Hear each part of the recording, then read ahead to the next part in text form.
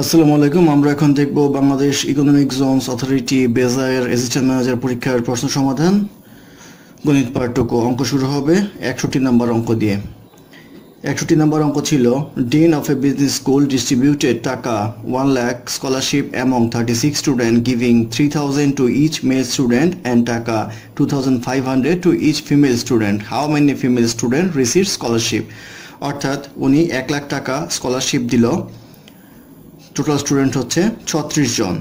তো তার মধ্যে 3000 টাকা করে দিচ্ছে হচ্ছে মেল স্টুডেন্টকে, আর ফিমেল স্টুডেন্টকে দিচ্ছে হচ্ছে 2500 টাকা করে। এখন জিজ্ঞাসা করা হয়েছে ফিমেল স্টুডেন্ট কতজন ছিল। তো ধরে নেই ফিমেল স্টুডেন্ট ছিল x জন, আর তাহলে মেল স্টুডেন্ট হবে 36 মাইনাস x জন, টোটাল হচ্ছে 36 জন।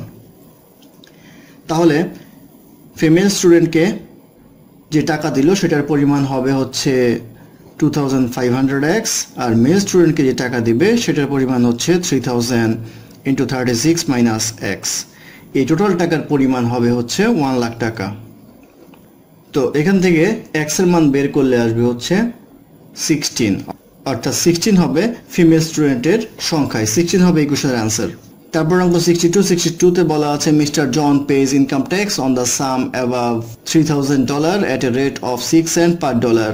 If he has $4880 for paying the income tax, what is the John's gross income? অর্থাৎ টোটাল ইনকাম ট্যাক্স দেওয়ার পরে তার ইনকাম হচ্ছে $4880। তো $3000 মধ্যে তার ইনকাম ট্যাক্স দেওয়া লাগছে না, সেই ক্ষেত্রে এটা বিয়োগ করে দিব। বিয়োগ করলে আসবে $1880। $1880 তার ইনকাম ট্যাক্স দেওয়ার পরে থাকলো।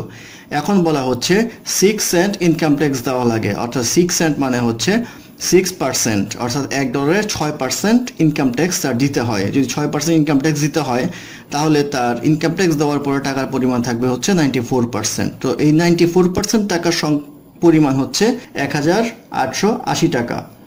তাহলে আমরা বলতে পারি 94%-এর সমান হচ্ছে 1880 টাকা। তাহলে 100%-এর সমান হবে 1880 divide by 94 into 100 equal to 2000 টাকা। অর্থাৎ এই 2000 টাকার উপরে তার ট্যাক্স দিতে হয়েছিল। তো ইনকাম যেহেতু 3000 টাকার উপর থেকে এই 2000 টাকার উপরে ট্যাক্স দিতে হয়েছিল, তাহলে টোটাল ইনকাম হবে 2000, আর 3000 যোগ করলে হবে হচ্ছে 5000। 5000 হবে টোটাল ইনকাম, গ্রস ইনকাম। এটাই হবে এই কোশ্চেনের অ্যান্সার। তারপর অঙ্ক নাম্বার 63তে বলা আছে assurance company has a project that will take 1000 person days to complete. How many day will it take to complete the project if the company has 50 workers? অর্থাৎ 1000 পার্সন ডেজ রয়েছে, অর্থাৎ 1000 লোক যদি একদিন কাজ করে অথবা 1000 দিন যদি একজন লোক কাজ করে তাহলে এই প্রজেক্টটা শেষ হবে। তো আমাদের 50 জন ওয়ার্কার, সেই ক্ষেত্রে 50 দ্বারা ভাগ করে দিতে হবে, আসবে হচ্ছে 20। এই 20 হবে এই কোশ্চেনের অ্যান্সার। 20 দিন সময় লাগবে। তারপর অঙ্ক নাম্বার 64 বলা আছে Salim sells 900 shares via his broker who charges a flat rate of commission of টাকা 20 on all transaction for less than টাকা 1000.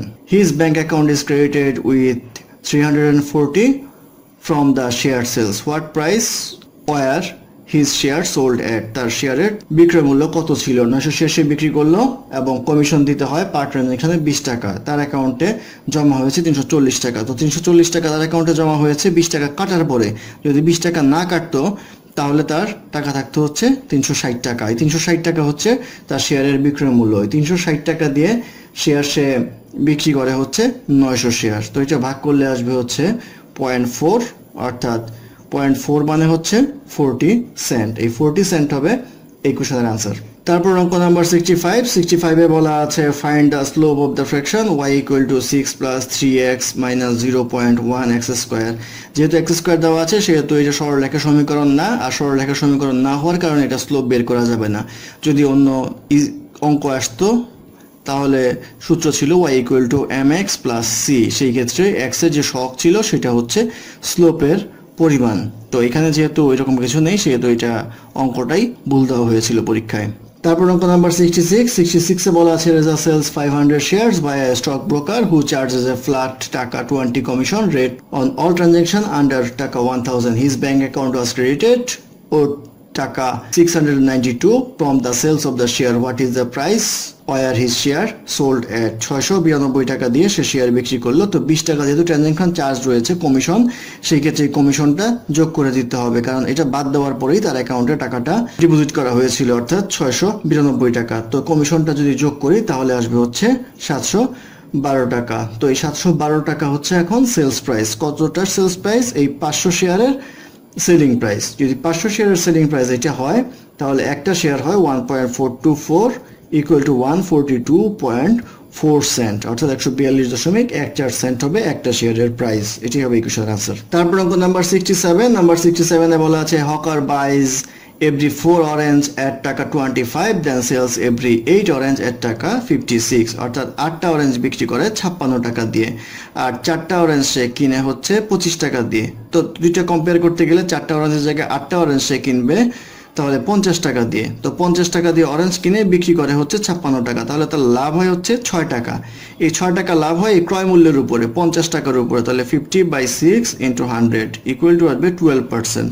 এই 12% হবে ইকুয়েশনের আনসার। তারপর অঙ্ক নাম্বার 68। নাম্বার 68 এ বলা আছে area of rectangular field is 400 square meter if it's length is 60 meter, what is the circumference of the field. ধরে নেই লেংথ হচ্ছে এক্স আর উইডথ হচ্ছে ওয়াই, তাহলে এরিয়া হবে এক্স ওয়াই। তো এক্স ওয়াই এর ভ্যালুটা হচ্ছে আমাদের 400, তাহলে ওয়াই ইকুয়াল টু আসবে 400/x equal to 400/16 equal to হচ্ছে 25। তাহলে একটা বাহু হবে হচ্ছে আমাদের x ইকুয়াল টু 16, আর একটা বাহু হবে y ইকুয়াল টু 25। এখন আমাদের বের করতে বলা হয়েছে সার্কামফারেন্স। সার্কামফারেন্স মানে হচ্ছে পরিসীমা, অর্থাৎ দুই বাহুর যোগফল ইন্টু 2 ইকুয়াল টু হবে 2 × 16 + 25 ইকুয়াল টু আসবে 82, অর্থাৎ 82 হবে ইকুয়েশনের আনসার। তারপর অঙ্ক নাম্বার 69। 69 এ বলা আছে length of a rectangular office is 3 times of its with.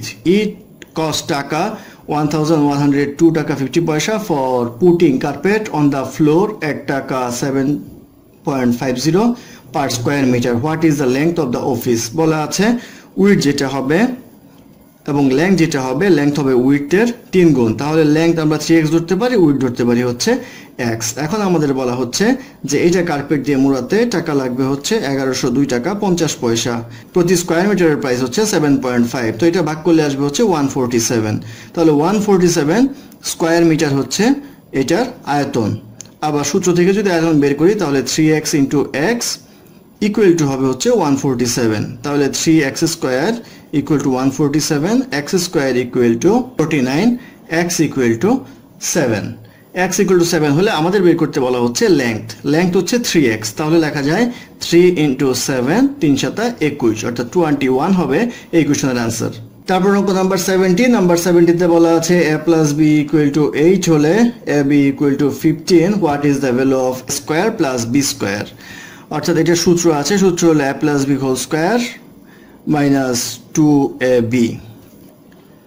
তো a + b হোল স্কোয়ার হচ্ছে 8 square minus 2 × 15, 8 64 minus 30 equal to হবে হচ্ছে 34। এই 34 হবে ইকুয়েশনের आंसर। তারপর অঙ্ক নাম্বার 71। নাম্বার 71 এ বলা আছে if x - 1/x = 5 the value of x + 1/x whole square equal to কত?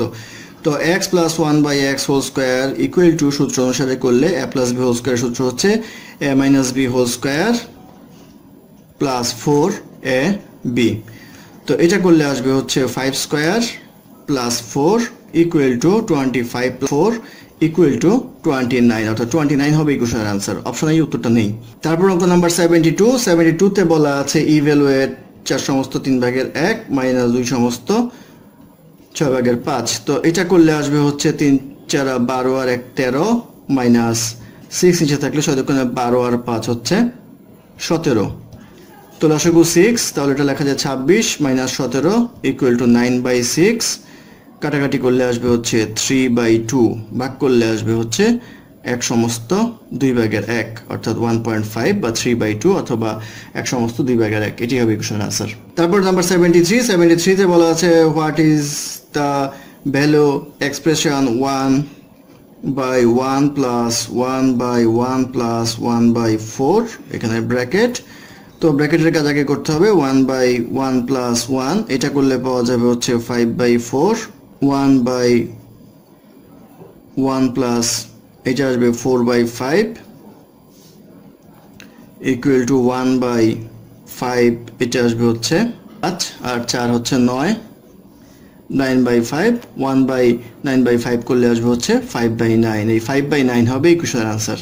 তারপর অঙ্ক নাম্বার 74, নাম্বার 74 এ বলা আছে which of the following is the largest fraction, largest fraction হবে 9/2, কারণ এখানে লব বড় হর ছোট, বাকি সবগুলোরই লব ছোট হর বড়, সেই ক্ষেত্রে 9/2 হবে ইকুয়েশনের আনসার। তারপর অঙ্ক নাম্বার 75 এ বলা আছে if x and y are two different real numbers and xz equal to yz, then the value of z is xz equal to দেওয়া আছে yz, বা আমরা লিখতে পারি xz minus yz equal to 0, বা z কমন দিলে x minus y equal to 0, তাহলে z equal to 0 লেখা যায়, x minus y equal to 0 লেখা যায়, তাহলে x equal to y লেখা যায়। কিন্তু প্রশ্নে বলা আছে x এবং y হচ্ছে ডিফারেন্ট ইন্টিজার, সেহেতু তারা নট ইকুয়াল টু 0, তাহলে এটা সত্য নয়, তাহলে অবশ্যই z equal to 0 হবে। তো z equal to 0 এটি হবে ইকুয়েশনের আনসার।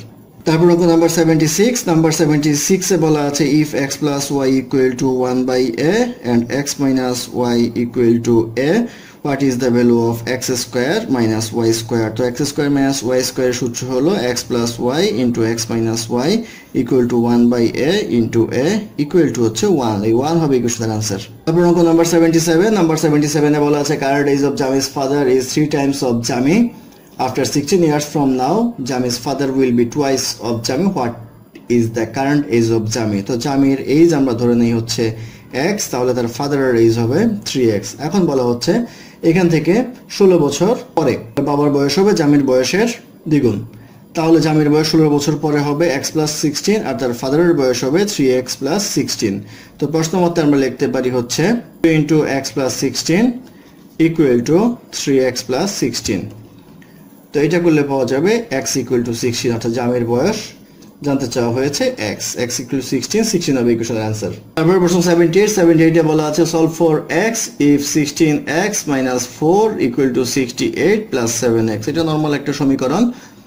তো এখানে আমরা লিখতে পারি 9x equal to 72 বা x equal to হচ্ছে 8, তো 8 হবে ইকুয়েশনের आंसर। তারপর নাম্বার 79 এ বলা আছে farmer pays fixed cost of টাকা 1500 plus another টাকা 60 for each unit produced. How much can it produce for the budget of টাকা 4800? অর্থাৎ 1500 টাকা হচ্ছে তার ফিক্সড কস্ট আর ভেরিয়েবল কস্ট হচ্ছে 60 টাকা। তো কি পরিমাণ প্রডিউস করলো? তো আমরা ধরে নেই x পরিমাণ প্রডিউস করলো, তাহলে x পরিমাণ প্রডিউস করতে লাগবে হচ্ছে 60x টাকা আর 1500 টাকা ভেরিয়েবল কস্ট, টোটাল মিলিয়ে হচ্ছে 4800 টাকা। তো এটা ক্যালকুলেশন করলে পাওয়া যাবে 60x equal to 3300 বা x equal to পাওয়া যাবে 3300 ডিভাইডেড বাই 60 ইকুয়াল টু আসবে 55, অর্থাৎ 55 ইউনিট উনি প্রডিউস করেছিল, এটি হবে ইকুয়েশনের आंसर। তারপর নাম্বার 80 তে বলা আছে Tahid gets paid travelling expense according to the distance he travels in his car plus weekly sum of taka 21. He claims for 420 miles traveled and receives an expense payment of টাকা 105. What is the rate of payment per mile? অর্থাৎ প্রতি মাইলে তার payment কত? 21 টাকা হচ্ছে তার fixed দিতে হয় পার উইক, সেই ক্ষেত্রে 105 টাকা দেওয়া হয়েছে।